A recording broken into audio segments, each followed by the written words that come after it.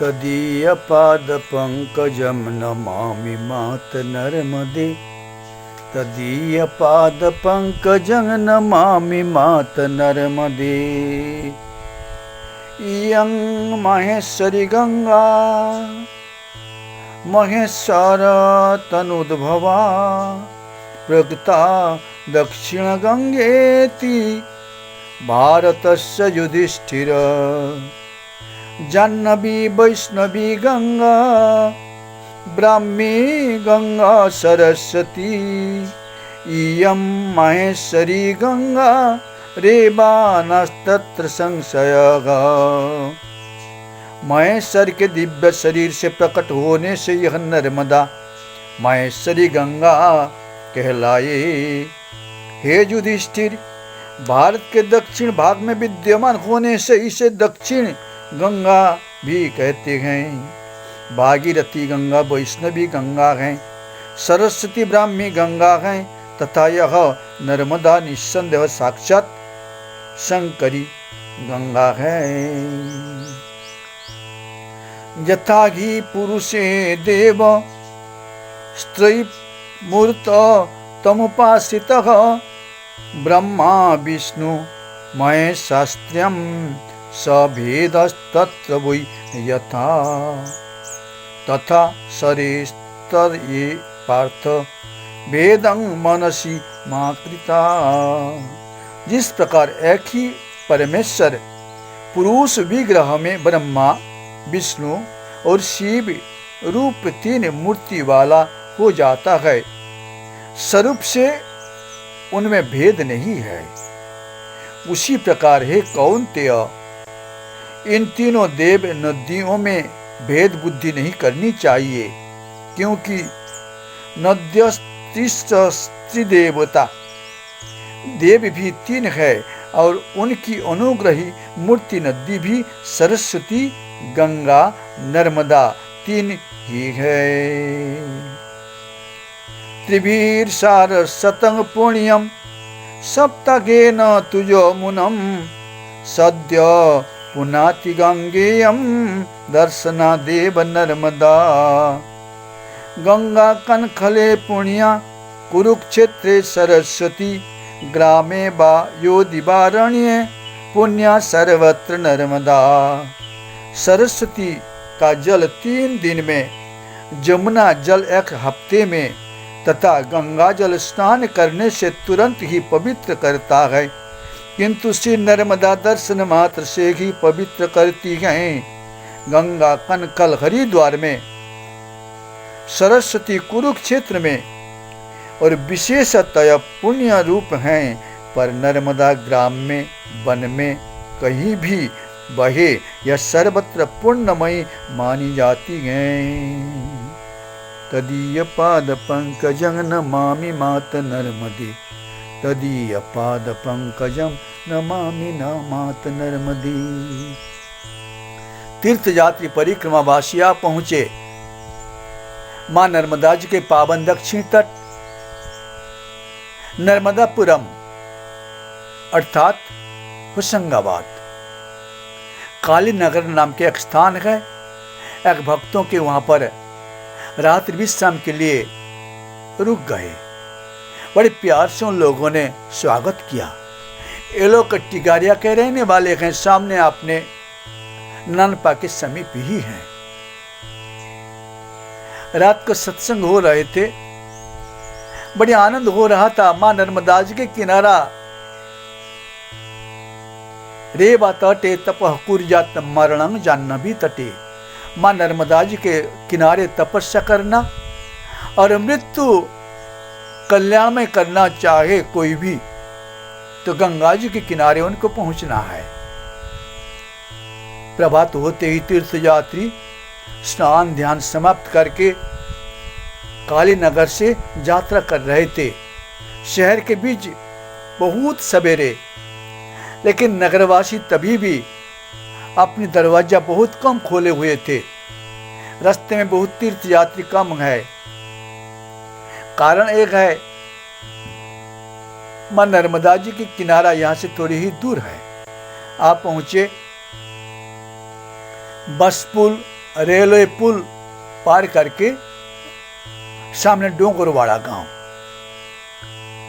यहाँ पर माताजी की प्रभाव है दक्षिण दिशा के तरफ।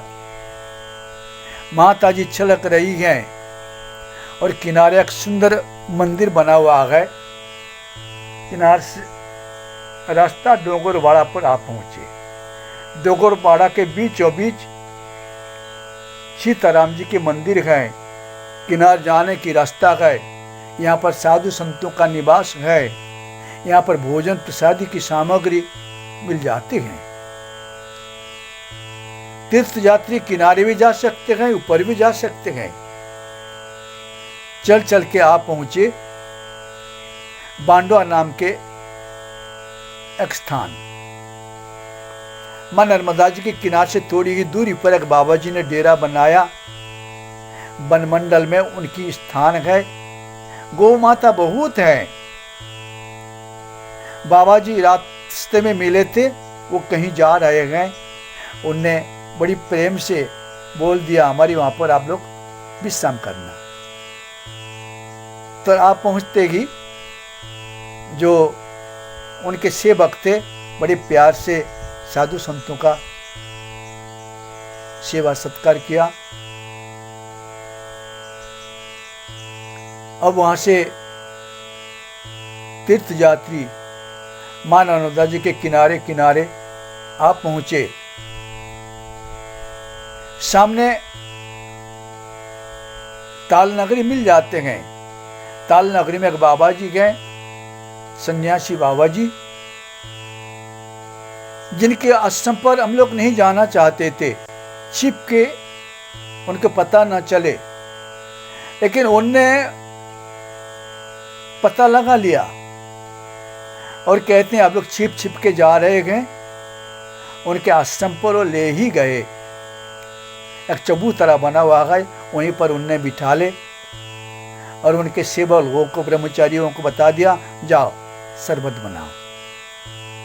शरबत पिलाए। गर्मी का मौसम आ पहुंचे थे। बसंत ऋतु समागम। बसंत ऋतु अपनी महिमा बता रहे थे। क्यों? अगर महिमा सही रूप में नहीं बता सके तो आगे जो आने वाले हैं नए वर्ष, वैशाख महीना, तो हरियाली कैसी फैलेंगे।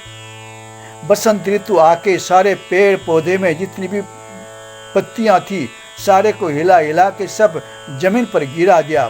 बूढ़े पत्ते गिर गए, पक्का पत्ता गिर गए और नए कोपल पत्ता आने का इंतजाम करा रहे थे बसंत ऋतु ने। भगवान श्री गीता जी में कहते हैं ऋतु नाम कुसुमा कर हे अर्जुन सुनो, जितने भी ऋतु हैं 6 ऋतु, उनमें से मैं बसंत ऋतु ही हूं। तो भगवत स्वरूप बसंत ऋतु ने आ पहुंचते ही झाड़ों में नए नए कोपल पत्तियां अपने को दिखने लगा। और बाबा जी के वहां से बहुत सारे पेड़ पौधा लगा के रखा बाबा जी ने, लेकिन प्रकृति के प्रति उनका बड़ी लगाव है।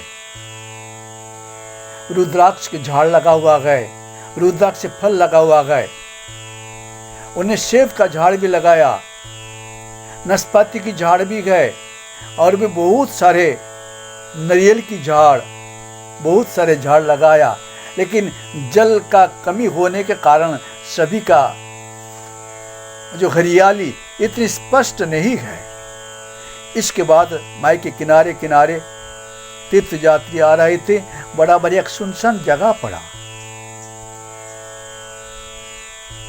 सुनसान जगह में एक कोई संत ने कुटिया बनाया, लेकिन वो हमेशा के लिए नहीं रहते। पास में एक सेवक हैं, उनके ऊपर दिया बत्ती करने की भार सुप्रत करके वो चले जाते हैं अपने दूसरे स्थान पर। यहाँ पर नर्मदा जयंती के समय ही आ जाते हैं, बड़ा भारी उत्सव करते हैं, हरि कथा श्रवण कराते हैं। धीरे धीरे हम लोग आ रहे थे। माई के किनारे दोनों बाजू, रास्ते के बाजू बाजू करेला का बहुत झाड़ है। किसानों ने इतना सुंदर खेती किया। आ रहे थे। एक बार हमारे श्री राम जी लक्ष्मण लाल के साथ आप पहुंचे एक सुनसान आश्रम पर। उन्हें गुरुजी से पूछा, गुरुदेव, आश्रम इतना सुनसान क्यों है, कोई नहीं है? तो गुरुदेव बता रहे थे, हे राम, एक गौतम ऋषि का आश्रम है। गौतम ऋषि की धर्म पत्नी थी अहल्या ने। अहल्या को गौतम ऋषि ने अभिशाप दिया था। अहल्या माई को भेजे थे बाबा जी ने, पूजा के लिए जल भर के ले आओ। अहल्या माई गई थी, लेकिन वहां पर उनका मन जो है थोड़ी देर के लिए कलंकित हो चुकी थी। जब लौट के आई, बाबा जी को पता चलते ही बाबा जी ने तो अभिशाप दे दिया, जाओ, तुमने अपनी सतीत्व से गिरी, यहां पर पत्थर बन के रहो। तो वही स्थान एक है, मतलब जो नर्मदा के किनारे सुनसान भूमि है, सुनसान भूमि देख के अहल्या माई की ही कथा यहाँ पर आके उपस्थापना है। हे राम,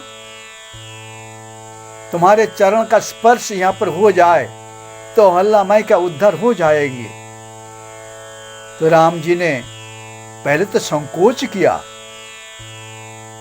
ये ब्राह्मणी है, ये ब्राह्मणी के जो पाषाणमयी मूर्ति, इनमें कैसी चरण स्पर्श कराऊं, मैं क्षत्रिय कुल में जन्म लिया। तो उनके गुरुदेव भी समझाया, हे राम, आप उद्धार करने के लिए जन्म लिया है सूर्य वंश में, आपकी कृपा के बिना इसका उद्धार होने वाला कैसी हो सकती है? तो राम जी ने चरण छुआ दिया। चरण छुआते ही पाषाण अहल्या गौतम ऋषि के पत्नी के रूप में प्रकट हो गई थी। लेकिन ये सुनसान स्थान देख के वही कथा अपने को याद आते ही तीर्थ यात्री जय हो मां नर्मदा की जय।